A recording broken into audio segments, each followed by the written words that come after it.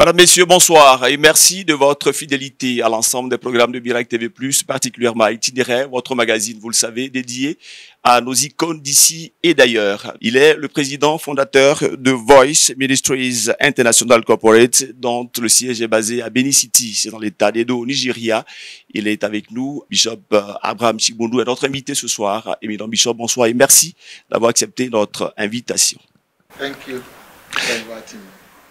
Bishop, nous connaissons l'homme de Dieu, nous connaissons l'homme d'expérience, l'apôtre de la délivrance en Afrique. Mais parlez-nous un petit peu du jeune Abraham Chigbondu il y a plusieurs décennies en arrière. Je suis né en 1954, et précisément le 1er mai de 1954. J'ai été éduqué dans une famille, c'est vrai, mes parents étaient de bons parents.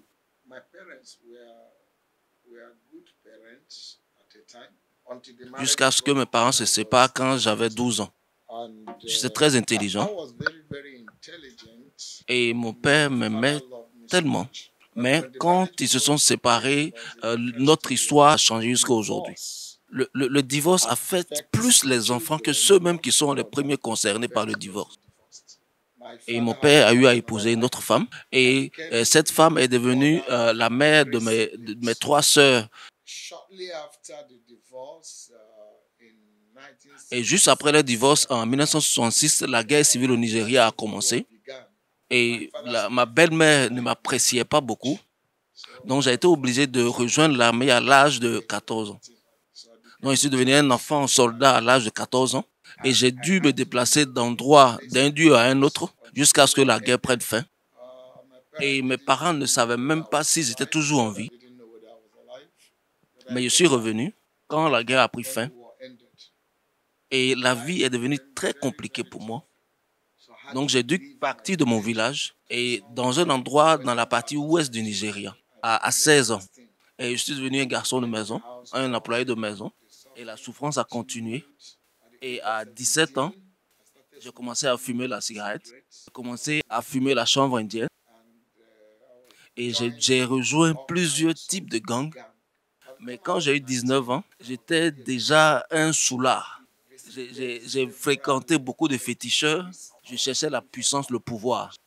Et parce que je n'avais pas une très bonne relation avec mon père, et je voulais à tout prix avoir de l'argent. Et pour lui montrer qu'il a eu tort, donc j'ai rejoint une secte pour voir comment est-ce que je pourrais me faire de l'argent. Mais ils ne m'ont pas aidé à atteindre cet objectif-là. Et quand, dans la même période, à 19 ans, j'ai été élevé par un jeune homme. Et comment faire avorter des personnes. Et c'était un faux docteur. Mais il était avec moi, il m'aidait. Et quand j'ai eu 20 ans, et j'ai dû faire avorter au moins 20 fois, je partais d'hôtel en hôtel et pour visiter, sinon pour rencontrer les prostituées. Et dans la même période, je suis devenu le manager de cet hôtel-là. Donc, j'avais 12 prostituées dans cet hôtel-là. Et c'est dans cette période que j'ai contracté une maladie qui a refusé de s'en aller. J'ai dû visiter plusieurs médecins. Je suis allé voir plusieurs féticheurs et je n'avais pas la guérison. Donc, j'ai contracté une maladie et je n'arrive pas à trouver la guérison, quel que soit l'endroit où je suis allé. Et je perdais du sang comme une femme pendant ses menstrues. Et ce qui faisait que je ne pouvais pas porter le même sous-vêtement plus d'une journée. En 1976, j'ai donné ma vie à Christ et j'attendais de la part de Dieu de recevoir la guérison, mais il ne m'a pas guéri. Donc j'ai rétrogradé pendant un moment parce que j'attendais la guérison de la part de Dieu. Quand j'ai rétrogradé et parce que Dieu ne m'a pas guéri, j'ai décidé de me suicider. Donc j'ai pris du poison dans l'optique de me tuer et je pense que j'ai connu la mort. Parce que je me suis couché et puis mon regard était vers le haut après avoir pris le poison. Et je suis resté ainsi jusqu'au prochain jour à 11 heures. Et quand Dieu m'a ramené. Et quand je me suis réveillé, j'étais vraiment déçu. Parce que je ne suis pas mort. Je voulais mourir parce que je souffrais beaucoup. Et c'est comme ça qu'un ami est revenu vers moi et m'a dit « Retourne à l'église ». Donc je suis retourné à l'église le 13 février 1977. Et le pasteur a prêché. Je ne me rappelle pas ce qu'il a dit, Mais je me suis retrouvé à l'hôtel et j'ai commencé à pleurer. Après, je me suis retrouvé dans la joie. Et c'est ainsi que ma vie a complètement changé. Et à partir de cet hôtel-là, Dieu a retiré la maladie. Parce que j'ai dit à Dieu, je suis allé voir les féticheurs, ils ne m'ont pas guéri. Je suis allé voir des tradipraticiens, ils ne m'ont pas guéri. Et je suis allé voir le diable afin qu'il me prenne la vie. Et le diable n'a pas pris ma vie. Donc Dieu aussi a seulement quelque chose qui reste encore dans ma vie. Et c'est ainsi que ma vie a changé. À partir du 30 1997, j'ai été rempli par le Saint-Esprit depuis ma chambre et j'ai vu Jésus jusqu'au plafond et il m'a dit, va et enseigne ma parole. Et je le voyais comme maintenant, va et enseigne ma parole. Et c'est ainsi que j'ai commencé à prêcher. Puis 1977 jusqu'à aujourd'hui. Et en ce qui concerne mon mariage, une histoire très intéressante. J'ai rencontré mon épouse en 1979. Elle était juste une amie pour moi parce que j'étais fiancé à une autre femme et elle était juste une amie pour moi. Et jusqu'à ce que la relation que j'avais avec l'autre soit brisée, je ne pensais même pas à elle comme ma femme. Et il y a plein de choses qui sont produites et éventuellement j'ai eu à lui parler. Et nous nous sommes mariés en 1982, le 28 novembre 1982. Et nous avons 4 garçons. Nous n'avons pas de filles, nous avons 4 garçons. Merci beaucoup, Bishop, pour cette partie de votre vie. C'est un long récit qui nous permet de comprendre l'enfance difficile, mais qui aboutit, n'est-ce pas, avec le premier contact avec Jésus-Christ dans cette période de votre vie. Et puisque nous y sommes, je propose qu'on parle à présent, dans cette deuxième partie de l'émission, des premiers leaders qui vous ont encadré. Je m'en vais parler de votre père dans la foi et de votre père spirituel. Et j'ai un frère par qui j'ai connu le Seigneur. Et je suis devenu un pasteur. Et c'est lui qui m'a éduqué spirituellement. Et j'ai donné ma vie pendant une croisade que le pasteur Olidja Fort a organisée en 1977. Et je suis devenu membre de l'église du feu Bishop Benson Daoussa. Et j'ai été éduqué spirituellement dans cette église. Et parce que j'étais assoiffé de Christ et j'étais un membre de l'église de la foi profonde. Et dans cet endroit-là, je grandissais spirituellement. Et je suis devenu le pasteur des élèves au collège. Et j'ai rejoint une union qui s'appelle l'Union de la Parole. Donc, je suis devenu le secrétaire général d'une organisation chrétienne au Nigeria aussi. Et j'ai commencé à enseigner à l'université. Et enseigner la parole de Dieu à l'université aux étudiants. Et toute cette implication dans l'œuvre de Dieu m'a permis de croître rapidement sur le plan spirituel. Donc pendant que j'étudiais comment il fallait enseigner par cette action-là, je me suis formé moi-même directement. Et il y a plusieurs mentors qui me suivent, qui me mentorisent. Est-ce qu'on peut avoir quelques noms? Et l'un des mentors que j'ai eu, c'est le pasteur Koumoui. Il m'a mentoré. Et dans le domaine de la délivrance, j'ai le révérend Moses Arantia. Et c'est lui qui m'a mentoré sur le plan de la délivrance. Bishop, avec la somme d'expérience que vous venez de nous raconter, à quel moment prenez-vous la décision de bâtir une œuvre dont vous êtes le premier leader? Je parle bien sûr de votre église, Voice, Freedom, Ministries International Corporated. Quand je suis arrivé au lycée dans une autre ville au Nigeria, Dieu m'a parlé encore une fois. Il m'a parlé en me demandant de me préparer à être totalement dédié à l'œuvre de Dieu. Donc après l'école, je suis revenu dans ma ville et il y avait une petite rencontre et qui était organisée par des femmes et deux frères. Ils étaient 27, donc ils m'ont invité afin que je les rejoigne. Donc je les ai rejoints. C'est par cette occasion que j'ai introduit le ministère de la délivrance. Et ça fait que cette rencontre a pris de l'ampleur. Et à partir de 27 personnes, nous sommes retrouvés à plus de 100 personnes. Donc en 1989, j'ai rejoint ce groupe-là en 1989. Le leader de cette organisation a abandonné. Et j'ai pris le relais et je n'étais pas préparé à diriger. Je n'étais pas du tout préparé. Mais je ne peux pas laisser tout ce monde-là. Donc j'ai pris la responsabilité Et ça fait que ce ministère a pris de l'ampleur. Et ça s'appelait Mark of Christ. Et autour de 2000, des années 2000, et ça a changé en Voice of Freedom. Merci de ces éclaircissements. Bishop, votre particularité, c'est que vous prêchez la délivrance. J'ai appris 43 années d'existence. En regardant cette caméra devant vous, dites-nous, la délivrance, qu'est-ce que c'est exactement? Et pourquoi croyez-vous, dur comme fer, que c'est l'avenir pour l'épanouissement des chrétiens? Laissez-moi vous dire ceci clairement. Je n'ai pas entendu de voix me disant qu'il faut prêcher la délivrance. Me suis retrouvé dans la délivrance par la volonté divine. Et une jeune dame a eu un problème. Et elle était une amie à mon épouse. Et il cherchait quelqu'un pour résoudre le problème. Et j'ai appelé celui qui m'a suivi afin qu'il vienne chasser le démon. Et il a dit, tu devrais le faire toi-même. Et je n'avais jamais fait cela. Et mon pasteur n'a jamais chassé le démon. Je n'ai jamais vu quelqu'un non plus faire cela. Et c'était dans les années 80. Donc j'ai juste décidé de prier pour la jeune dame. J'ai prié, j'ai prié. Et pendant que je priais, elle bougeait. Et je ne savais pas ce qui se passait. Et cette jeune dame-là devait mourir à 25 ans. Et à son 25e anniversaire, et il restait une semaine pour que cela se passe. Si rien n'était fait à cet instant-là, elle allait mourir. Donc j'ai prié. Et cette jeune dame-là est encore vivante aujourd'hui. Cette nuit-là, quand je me suis couché, j'ai eu un terrible cauchemar. Il y a des gens qui sont venus, ils ont dit, c'est toi, il s'agit de toi. C'est lui, il s'agit bien de lui. Et je leur ai dit, mais qu'est-ce que j'ai fait? Ils ont commencé à me taper. Ils m'ont tapé, j'étais pratiquement mort. Mais quand je me suis réveillé, j'ai été paralysé. Je ne pouvais pas sortir, je ne pouvais même pas me tenir sur mes jambes, je ne pouvais même pas aller aux toilettes jusqu'à la nuit. Et c'est parce qu'un frère ne m'a pas vu à l'église, ils sont venus me voir.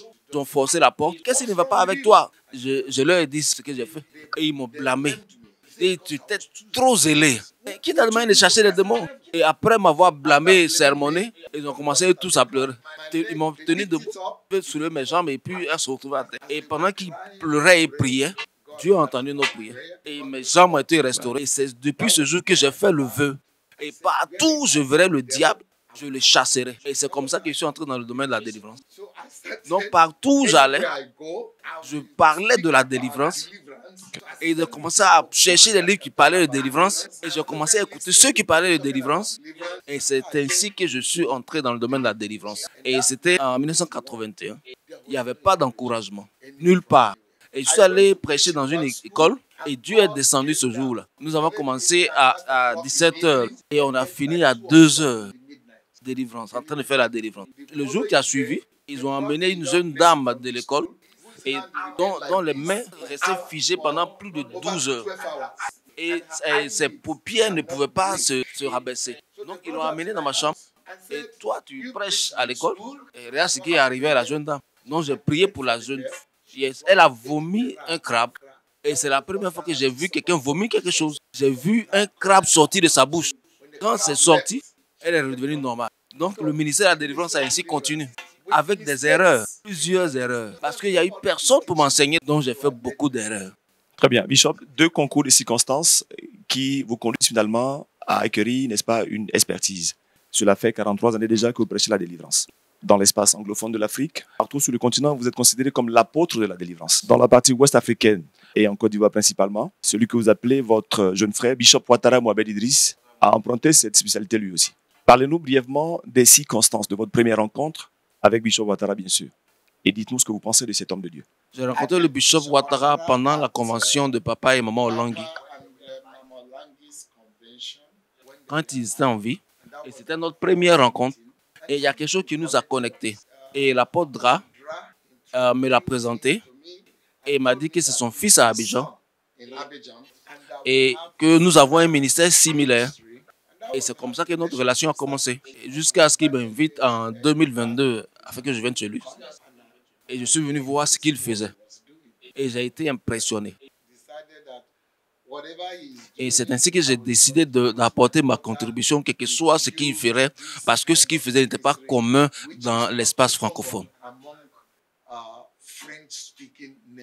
Et je suis très heureux de faire cela. Merci beaucoup, Bishop. Malheureusement, nous allons donc vers la fin de cette émission. Il ne nous reste pas beaucoup de temps. J'aimerais que vous puissiez nous dire, en regardant encore une fois cette caméra devant vous, votre meilleur et votre pire souvenir depuis que vous êtes ministre de Dieu.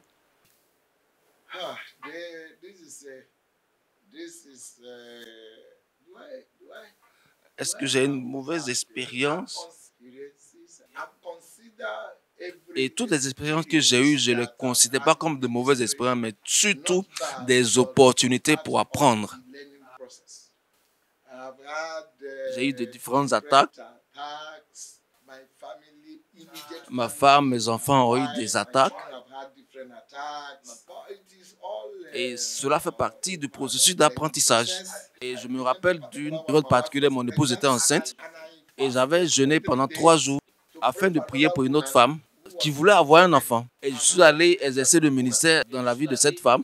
Pendant que j'étais en jeûne depuis 3 jours, quand je suis revenu à la maison, mon épouse se portait bien.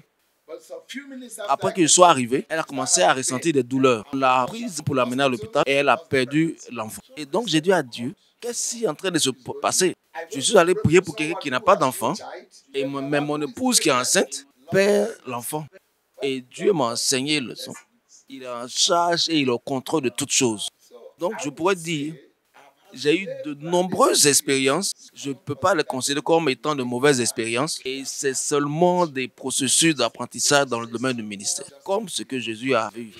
J'ai été rejeté dans certains endroits, j'ai été accepté dans d'autres. Et comme Jésus. Donc, ce n'est pas de mauvaises expériences. Très bien. Restons donc dans votre philosophie, dans votre logique. Il n'y a pas de mauvaises expériences, il n'y a que des leçons dans la vie.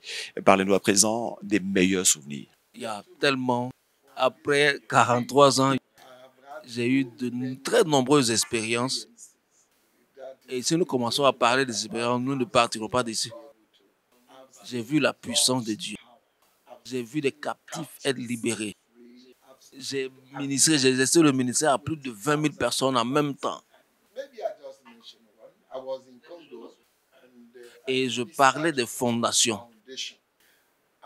Donc, j'ai appelé à des personnes, j'ai fait appel pour que les gens puissent faire des sacrifices. Je n'ai jamais vu des personnes sacrifier ainsi de toute ma vie. Ils ont apporté tout ce qu'ils avaient chez eux dans leur maison à l'hôtel. Nous avons utilisé un pick-up, un van pour transporter l'argent. Je n'avais jamais vu une chose pareille. Mais savez-vous ce qui s'est passé? 6 mois plus tard, et j'ai été appelé à célébrer un mariage. Comment est-ce que vous pouvez m'appeler depuis le Nigeria pour venir célébrer un mariage au Congo? C'était la plus grande expérience que j'ai jamais eue. Et ce jour-là, j'ai célébré le mariage pour 156 couples. Le même jour. 136 couples. Le même jour. C'était l'une des plus grandes expériences.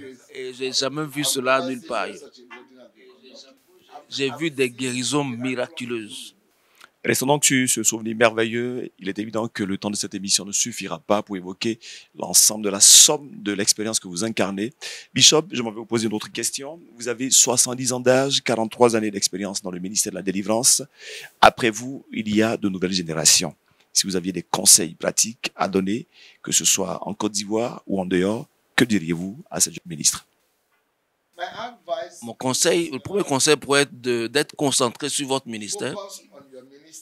Vous devez investir particulièrement dans votre domaine d'appel. Je connais mon appel. Donc, j'investis les ressources nécessaires dans ce domaine-là. Mais je ne me limite pas seulement à mon appel. Je suis un conseiller conjugal. Si tu me vois enseigner sur les finances, tu seras choqué. Si tu me vois enseigner dans le domaine des affaires, tu seras choqué.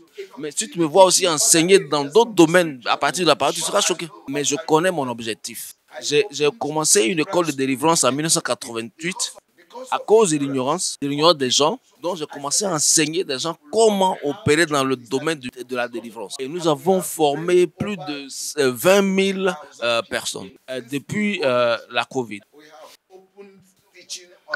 Donc, nous enseignons des gens depuis de partout dans le monde à partir de Zoom sur le ministère de la délivrance.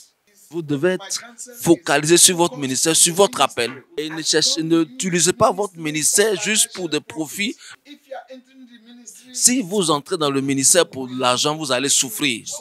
Et quand nous avons commencé le ministère, personne ne nous donnait de l'argent. Quand nous prêchions, la jeune génération est à la recherche de l'argent et non du ministère. Celui soit objectivé sur le ministère, bénissez les gens et la bénédiction viendra. Très bien. Bishop, encore une fois, je vais faire appel à votre expérience. Quand vous regardez le continent africain, sur le plan évangélique, quel est l'avenir? Quels sont les défis et les caps nouveaux? L'Afrique a un sérieux challenge. La colonisation de l'Afrique est en cours. Et même si nous clamons l'indépendance, nos maîtres coloniaux nous contrôlent toujours. Parce que l'Afrique est le continent le plus riche au monde. Et c'est ce qui fait que l'Occident est en colère. Et nos leaders n'arrangent pas les choses. Et si ce n'était pas le niveau de prière de l'Afrique, on serait complètement éliminé. Et si vous regardez ce qui s'est produit pendant la période de la Covid, quand vous regardez ce qui s'est produit en Amérique, en Espagne, et ce qui s'était produit en Afrique, nous ne serons pas en vie. Je ne serai pas en vie. Nous serons tous morts. Mais Dieu a sauvé, Dieu a protégé l'Afrique. Et nos ancêtres nous ont vendus. Ils nous ont livrés aux entités démoniaques parce qu'ils voulaient se montrer. Et les Blancs ne nous ont pas acceptés. Et ils voulaient faire des choses de sorte à paraître importants aux yeux des Blancs. Et ils ont établi différents hôtels. Et ils ont fait recours à différentes pratiques. Et ces puissances continuent de nous affecter. Et c'est ce pourquoi nous avons véritablement besoin de la délivrance. Je sais qu'il y a plusieurs églises qui ne veulent pas entendre parler de délivrance. Mais nous avons choisi de parler de la délivrance. Et nous allons continuer à le faire. Et croire en Dieu qui peut délivrer le peuple. Très bien. Eh bien, Bishop, nous arrivons malheureusement à la fin de cette émission. Et je l'ai dit à l'entame de ce programme que cette émission vous est entièrement dédiée. Je vous donne donc la permission de porter le mot de la fin en regardant cette caméra, s'il vous plaît. Je voudrais que vous puissiez savoir que la délivrance n'est pas un café instantané. C'est un processus. Et ce processus est progressif pour un certain temps. Et cela a à voir avec votre arrière-plan. Et plusieurs personnes voient la délivrance en s'attendant, en espérant un miracle. La délivrance n'a rien à voir avec le miracle. Et la délivrance, il s'agit de gérer ou bien de traiter la source du problème au nom de Jésus, par la puissance du Saint-Esprit. Toute chose à part cela n'est pas la délivrance. Je veux vous dire que je veux que vous sachiez que vous pouvez être délivré. Peu importe la complexité de votre problème. Et Jésus a 3 domaines principaux de son ministère: enseigner et prêcher, guérir les malades et chasser les démons. Donc si vous enseignez et prêchez, guérissant les malades, et tu ne chasses pas les démons, tu n'es pas en train de prêcher le message. Je voudrais que vous puissiez continuer à regarder Miracle TV+. Je veux que vous puissiez suivre cette émission parce que votre vie sera complètement transformée. Vous allez entendre la vérité et c'est cette vérité-là qui apporte la liberté. Et sur cette chaîne, vous allez entendre la vérité. Le bishop Ouattara va vous dire la vérité et vous ne serez plus jamais la même personne. Continuez à suivre Miracle TV+. Que Dieu vous bénisse. Éminent Bishop Abraham Tchibundu, merci d'avoir été l'invité d'Itinéraire. C'est sur cet appel poignant que nous mettons un terme à cette émission. Madame, messieurs, ça a été un plaisir de nous inviter chez vous. Il y avait à la supervision de cette émission Madame Rachel Nyonyen, réalisation Beniakou Georges aux différentes caméras, Ulrich Lago, Ulrich Kwasikan. Ça a été un bonheur d'être en votre compagnie. Merci et bonne suite au programme sur Miracle TV+. Vous le savez, c'est la télé qui transforme.